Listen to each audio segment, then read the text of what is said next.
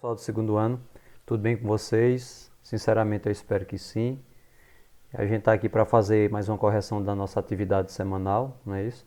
Então, nessa correção da última atividade semanal nossa, é a introdução, né? A abertura de um novo conteúdo chamado de termoquímica. Então, esse conteúdo de termoquímica, a gente dividiu ele para 2 semanas e nessa primeira parte a gente vai falar um pouquinho sobre a introdução, né, desse conteúdo e um item chamado variação de entalpia, né?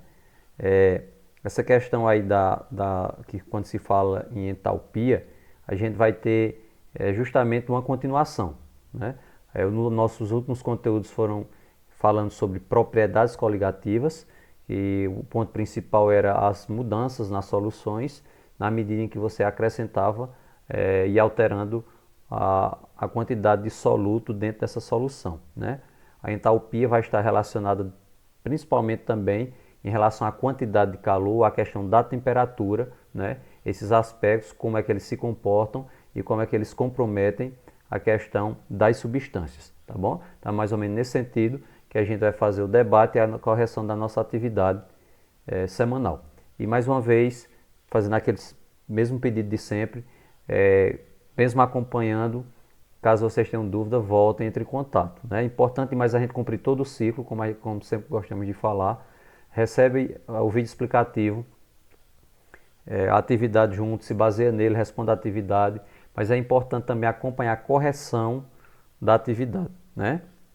Ela é indispensável para que a gente faça as nossas atividades avaliativas, os nossos trabalhos, e é a base também para que a gente possa estudar para as nossas avaliações bimestrais, tá bom? É importante sempre estar acompanhando essa correção para ver o que é que a gente acertou, o que é que a gente errou, né? E onde é que fica os pontos mais a debater, tá ok? Então a gente vai fazendo a abertura aqui, né? Termoquímica, introdução e variação de entalpia. Primeiro a definição. Então a gente coloca aqui, né, uma definição sobre termoquímica, bem resumido, que diz assim: termoquímica pode ser definido como o estudo do calor envolvido em reações químicas. Se a gente for ao pé da letra, termoquímica, termo está relacionado à questão de calor, de temperatura, né? E química, as transformações que acontecem nas substâncias. Então a gente teria esse sentido. Mas avaliando principalmente essa questão do calor, né, que acontece nessas reações químicas, quando a gente une várias substâncias diferentes e coloca sobre elas essa intensidade, né, essa quantidade de calor maior ou menor, isso aí vai interferir na determinação dessas substâncias com as reações que acontecem, tá bom? Então vamos ver essa parte aqui, ó. Calor é o mesmo que temperatura? Comente. Então tem muita coisa, tem muitos termos que às vezes a gente acredita que são sinônimos um do outro, né? Só que na verdade não são. E aí o que é que a gente poderia dizer sobre a diferença entre calor e temperatura? Apesar que um precisa do outro, né? Então calor seria a energia que se transfere de um corpo com maior temperatura para um de menor temperatura. E para poder dizer isso, a gente tem que entender o significado de temperatura, né? Então, temperatura é a energia cinética média das partículas. Quando fala energia cinética, está dizendo a energia do movimento que forma, né, nessas partículas que formam as substâncias. Porque dentre os muitos tipos de energia que existem, nós podemos citar 3 principais, das quais se originam todos os outros tipos, né? Que é a energia cinética, a energia do movimento das partículas, energia potencial, quando as partículas, né, as substâncias estão em repouso, mas tem um poder, né, inerente a elas de fazer acontecer alguma coisa. E temos também a energia mecânica, que é o somatório da energia cinética com a energia potencial. Então, é um conteúdo que certamente vai ser visto também na disciplina de física, e a gente está abordando aqui mais as partes de definição e as partes conceituais, tá bom? Então, importante demais essa questão de temperatura, viu, pessoal? A energia é transferida sempre daquele que está com maior temperatura para um que tem menor temperatura. Então, no contato entre duas substâncias, entre dois corpos, um com temperatura, por exemplo, de 100 e outro com temperatura de 20, na medida em que eles vão reagir um com o outro, vão entrar em contato um com o outro, o que é que vai acontecer? O que tem maior temperatura, no caso, no exemplo, o de 100 graus, vai transferir parte dessa, né, dessa temperatura para o que tem menor, né, parte dessa energia para o que tem menor temperatura. Então, transfere até que eles se equilibram numa determinada temperatura e no momento que tem o equilíbrio, para a transferência. Tá ok? Então é mais ou menos isso a próxima pergunta. Explica o que é e como acontece o equilíbrio térmico. A gente acabou de dizer, né, anteriormente, mas aqui tem uma ilustraçãozinha só para a gente entender, tá bom? Então veja só, se a gente tem um corpo, o primeiro corpo aqui de vermelho com alta temperatura, muito aquecido, né, com uma grande concentração de calor e dessa forma também de energia, então ele vai entrar em contato com outro corpo, que é o inverso, né? Ele tem pouca quantidade, né, de calor, e aí esse que tem mais transfere para o que tem menos, até gerar o equilíbrio. Então, quando ele gera o equilíbrio, fica equilibrado, então a gente diz que aconteceu o equilíbrio térmico, o momento em que a transferência foi utilizada, né, até que os dois corpos em contato estejam com a mesma temperatura, mostrando assim o equilíbrio da quantidade de calor entre eles. Tá ok? A quarta questão diz assim: como podemos conceituar calorimetria, né? Então é a medida do calor envolvida nos processos. Então a gente vai ter essas medidas, como eu falei, muita coisa vocês vão estudar. Vocês vão estudar em física também, né? Não apenas em química, mas vocês vão estar estudando em física também. Então o que é que acontece essa parte aí sobre calorimetria? Então, quando está falando aí, nessa parte de medida de calor, a gente tem algumas medidas que são as mais utilizadas, como joule, quilojoule, né? A gente tem calorias ou quilocalorias. São as principais medidas utilizadas para essa parte dos cálculos que são feitos na medição do calor, presente nos processos que é utilizado. Tá bom? A quinta questão pergunta assim: com base na figura a seguir, comente como funciona um calorímetro. Então, essa figura aí, que é exatamente a figura que estava na atividade para vocês, né? E certamente no vídeo explicativo também mostrou mais ou menos esse funcionamento. Aqui a gente tem, veja pessoal, um recipiente, e nesse recipiente foi colocado um termômetro, né? Tem um orifíciozinho que faz passar o termômetro, só a continha de passar, não entra nenhuma influência, né, da temperatura, né, de como está a parte ambiental de fora, comprometendo, interferindo na parte interna, tá bom? Então, por fora a gente tem uma camada espessa de isopor, né? E entre o isopor e a parte interna a gente tem uma camadinha mais fina de alumínio ou cobre, tá bom? É mais ou menos o funcionamento que acontece numa garrafa térmica, por exemplo, né? E aí você prepara o café, você coloca na garrafa térmica, você vê internamente, a primeira coisa que você vê é a parte espelhada. Mas depois dessa parte espelhada, tem parte de isopor, geralmente, até chegar aquela parte de plástico de fora, né? Essa parte de plástico que está mais por fora, que a gente visualiza. Para que todas essas características aí? O isopor é um isolante, né?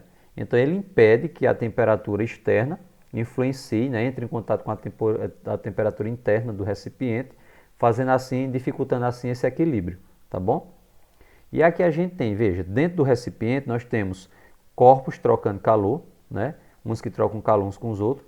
Aqui a gente teria um aquecimento direto nessa parte sólida. Então, um aquecimento aqui, um aumento na intensidade de calor transmitindo para a parte sólida. Veja que o termômetro ele está pegando na parte líquida, né? Então, a parte sólida, quando ela começa a ser aquecida, ela fica com uma maior temperatura em relação à parte líquida. E a gente acabou de ver aí anteriormente que o corpo de maior temperatura vai transferir para o de menor temperatura, não é isso? Então, a parte sólida, estando com a temperatura mais alta, ela vai transferir para a parte líquida até que entre eles, né, entre o sólido e o líquido, fique um equilíbrio, mas mesmo nesse equilíbrio vai aumentar a temperatura do líquido, né, que estava mais baixa, e ao receber parte da temperatura, parte do calor transferido pela parte sólida, vai aumentar a temperatura do líquido. Aumentando a temperatura do líquido, né, isso impacta no termômetro, que faz com que esse líquido vermelho que está dentro do termômetro, né, que é mercúrio, ele se dilate e assim mostre a mudança de temperatura interna, tá bom? Então, esse é mais ou menos o significado da questão do funcionamento do calorímetro, tá bom? É mais ou menos esse o sentido do funcionamento, tá ok? Então, na questão 6 a gente tem assim, ó, Os processos de transferência de calor podem ser de dois tipos. Quais são eles? Então é só para você dizer, né, que há essas transferências de calor, né, o corpo mais quente passa para o corpo mais frio e etc e tal, como a gente comentou, até gerar o equilíbrio entre eles, né, nessa transferência de calor. Quais são esses dois tipos de processo, né? Quais são os nomes desses processos? Então nós temos o processo endotérmico, né, e o processo exotérmico, tá bom? E a gente vai na próxima questão, que é essa sétima questão aí, a gente vai comentar melhor o que seria cada tipo de processo desse, tá certo? Então a sétima questão diz o seguinte: defina processos endotérmicos e processos exotérmicos. É para a gente dizer o significado de cada tipo de processo desse, tá bom? Então veja, os processos endotérmicos são aqueles que ocorrem a absorção de energia, né? Ou seja, vai aumentar, né? Está absorvendo, está trazendo para dentro da substância uma quantidade de energia pega de fora. Então, está aumentando a quantidade energética internamente na substância, tá certo? Então, um exemplo aqui, ó. Então, eu tenho uma determinada substância, então, mais a quantidade de calor, né? Então, eu vou gerar um resultado B. Lembre-se, pessoal, toda vez que aparecer essa setinha aqui, o que tiver do lado esquerdo antes da setinha é chamado de reagentes, tá bom? E o que tiver depois da setinha do lado direito dela, a gente diz que são os produtos. Então tem uma maneira bem fácil de identificar. Toda vez que o calor tiver antes da seta, ou seja, do lado dos reagentes, isso vai caracterizar o processo endotérmico, tá bom? Ou seja, o calor está do lado dos reagentes, ok? Então, automaticamente, a gente já deduz o que seja o processo exotérmico, né? Então, os processos exotérmicos são aqueles em que ocorre a liberação de energia. Então, a energia de dentro vai ser transferida para fora da substância. Então, como é que ficaria essa equaçãozinha? A setinha B mais calor. Veja, a quantidade de calor que estava do lado esquerdo, agora está do lado direito, né? Então, veja, aqui no endotérmico, está absorvendo calor. O calor está ficando do lado esquerdo, do lado dos reagentes. No exotérmico, o calor está do lado direito. Ele aparece depois já como um produto, tá bom? Então é só detectar. Calor do lado esquerdo, antes da setinha, processo endotérmico. Quantidade de calor do lado direito, após a setinha, processo exotérmico, tá bom?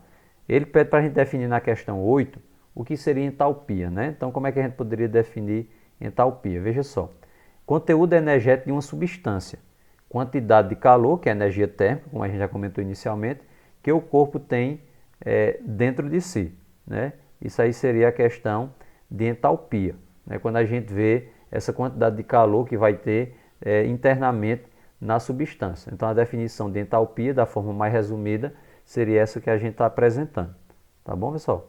E aí, na penúltima questão, pergunta assim para a gente: como podemos encontrar a variação de entalpia, né? Entalpia é essa mudança que tem, né, quando você coloca uma quantidade de calor, né, na substância, antes da reação, seria nos reagentes, ou com um processo, um resultado após essa reação, né, o calor aparecendo depois, seria nos produtos, né? É o que diferencia o processo endotérmico do processo exotérmico, tá bom? Então, como é que a gente poderia mostrar isso aí? Ó? A variação de entalpia, que é representada por ΔH, entalpia é representado, esse H significa entalpia, tá bom? E o delta significa a variação, a mudança, né? Então, a gente tem a variação de entalpia é igual entalpia dos produtos, que é o do resultado, né? O do resultado, o que está depois da setinha do lado direito, menos a entalpia dos reagentes, o que está do lado esquerdo da setinha, tá bom? Então a gente descobre a variação de entalpia desse jeito. Pega a entalpia do resultado, o resultado final, que é a parte dos produtos, menos o resultado inicial, que é a parte dos reagentes, tá ok? E na última questão diz assim, ó: tendo por base a variação de entalpia, como podemos identificar se o processo é endotérmico, né? E se o processo vai ser exotérmico? Então veja só, ele é endotérmico quando a energia dos produtos, que é o primeiro resultado, que está do lado esquerdo da setinha, tá bom? For maior que a energia dos reagentes, tá ok? Então aqui, a a parte, desculpa pessoal, a energia dos produtos é o que está do lado direito, tá? É o resultado final. Esse resultado tem que ser maior do que a energia dos reagentes, o que está do lado esquerdo da setinha. Então, o resultado final sendo maior do que o resultado inicial, a gente vai ter uma variação positiva, né? Então, por exemplo, se a gente tem de um lado 30 e do outro lado, no lado final, a gente tem 50, quando a gente faz 50 menos 30, vai dar 20 positivo. Então, isso aí caracterizaria um processo endotérmico, quando a variação de entalpia é positiva, ou seja, a quantidade de energia nos produtos for maior que a quantidade de energia dos reagentes. O lado direito da setinha for maior do que o lado esquerdo, tá bom? E pela lógica, o processo exotérmico é quando a gente tem o contrário, né? Quando o lado esquerdo, né, o lado dos reagentes, for maior do que o lado dos produtos, né, que é o lado direito. Sendo assim, a gente teria o inverso. O resultado ficaria negativo, né? Quando o segundo lado for menor que o primeiro lado, a gente vai ter um resultado negativo, mas esse resultado negativo não quer dizer que é energia abaixo de zero não, viu? Quantidade de calor abaixo de zero não. Isso está apenas dizendo se o processo é endotérmico ou exotérmico. Ficou positivo, endotérmico, está recebendo energia, né? Ficou negativo, exotérmico, está liberando energia. É apenas isso. Como a gente tem aqui a representação, o exotérmico, né, ó, liberando energia, que está dentro da substância, e as setinhas estão todas para fora, então está tendo perda de calor, né? E endotérmico está tendo recebimento de calor.